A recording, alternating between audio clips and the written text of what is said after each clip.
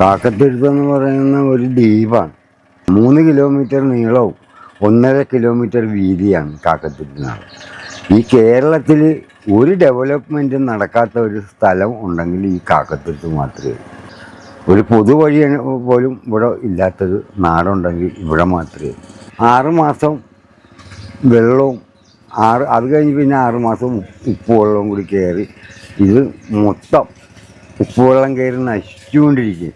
പാലത്തിൻ്റെ പണി പിന്നെ സ്ഥലമെടുപ്പൊക്കെ ഒരു പരിധിവരെയൊക്കെ നടന്ന് പൈസ കൊടുത്തെന്നൊക്കെ പറയാനുണ്ട്. പക്ഷെ ഒന്നും യാഥാർത്ഥ്യമാവുന്ന ഒരു രീതിയിലേക്കൊന്നും എത്തിയിട്ടില്ല കാര്യങ്ങൾ ഇപ്പോൾ.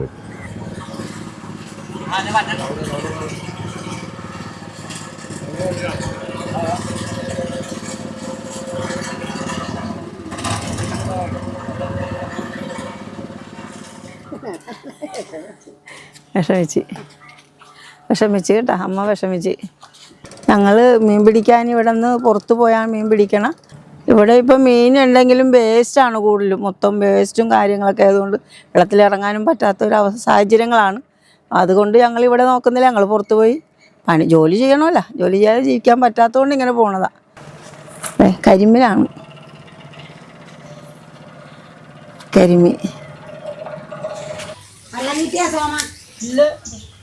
മത്സ്യങ്ങളെന്ന് പറയുന്ന സാധനം ഇവിടെ നശിച്ചിരിക്കുകയാണ്. കാരണം ഇവിടെ ഈ കൊട്ടേഷൻ സംഘം ഉണ്ടേ, അവർ ലോകത്തുള്ള കമ്പനിയിലെ വേസ്റ്റൊക്കെ എടുത്തുകൊണ്ട് വന്ന് കായലിൽ തട്ടിയും. ഇത് വിഷവെള്ളമാണ്.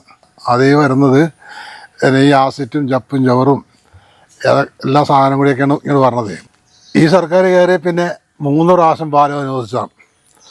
3 പ്രാവശ്യം പാലം അനുവദിച്ചിട്ട് ഈ കമ്പനിക്കാരും ചില മുതലാളിമാരൊക്കെ കൂടി കേസ് കൊടുത്ത് കമ്പനി പാലം വന്നു കഴിഞ്ഞാൽ ഇപ്പുറത്തേക്ക് എന്നാ പീലിംഗ് ഷെഡ് വന്നു കഴിഞ്ഞാൽ അങ്ങോട്ട് ആൾ ചെല്ലുകയില്ല. അപ്പോൾ ഇവിടെ നിന്ന് ആൾ ചെന്നിട്ടാണ് അവിടെ പണി നടക്കുന്നത്. ഈ പാലം വന്നു കഴിഞ്ഞാൽ ഇവിടെ കമ്പനി വന്നു കഴിഞ്ഞാൽ പിന്നെ ആളുകൾ അങ്ങോട്ട് ചെല്ലുകയല്ല. അത് കാരണം കുറച്ച് ഉടമകളും മുതലാളിമാരും എല്ലാം കൂടി ചേർന്ന് കേസ് കൊടുത്തു. 3 പ്രാവശ്യം കേസ് കൊടുത്ത്.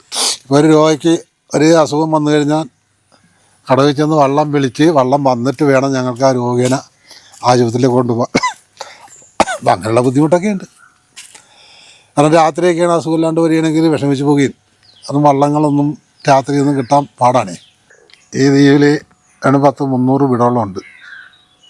ഈ 300 വീട്ടുകാരെ ദുരിതം സർക്കാർ അറിയുന്നില്ല. ഇപ്പോൾ അറിയുന്നുണ്ട്, പരിഹാരം കാണാൻ വെക്കുന്നില്ല. ഞങ്ങൾക്ക് വീടില്ല, ഞങ്ങൾക്ക് വഴിയില്ല, പാലയില്ല. റേഷൻ മേടിക്കണമെങ്കിൽ അക്കരെ പോകണം, മരുന്ന് മേടിക്കണമെങ്കിൽ അക്കരെ പോകണം, മീൻ വാങ്ങിക്കണമെങ്കിൽ അക്കരെ പോകണം. അതാണ് ഞങ്ങളുടെ അവസ്ഥ.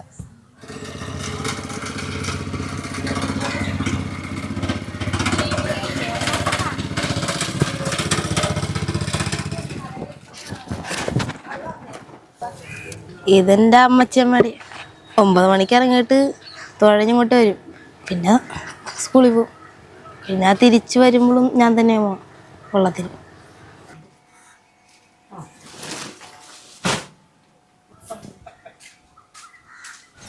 ഈ നീളത്തിലുള്ള നെല്ല് വിളഞ്ഞ് കിടക്കുന്ന സ്ഥലമുണ്ട്.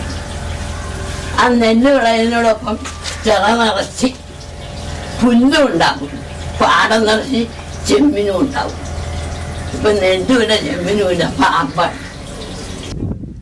അപ്പൊ പിന്നെ വെള്ളം കുടിക്കാൻ എന്ത് ചെയ്യും? ജപ്പാൻ വെള്ളമാണ് കുടിക്കണം. ജപ്പാനിൽ നിന്ന് ഇങ്ങോട്ട് ഒഴുകി വരികയാണ്. ഇങ്ങനെ ഒഴുകി വരി എന്തൊക്കെ കലക്കിയാണ് ഉള്ള ഗ്ലാറം മുഴുവൻ കലക്കിയാണ് ഇങ്ങോട്ട് വന്നത്. തലേ മുടിയുണ്ടാകല്, വായ്പല്ലും ഉണ്ടാകല് കുറെ നാളുണ്ട് ഉച്ച കഴിയപ്പം. അങ്ങനെയല്ലേ?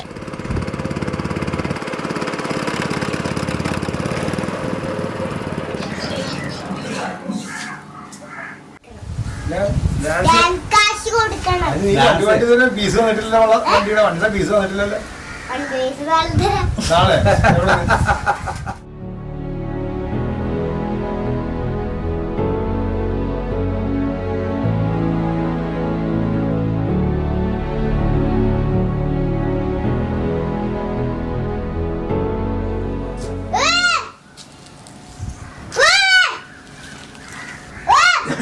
അവിടെ മാറിയില്ല, അത് നട പോയിട്ട്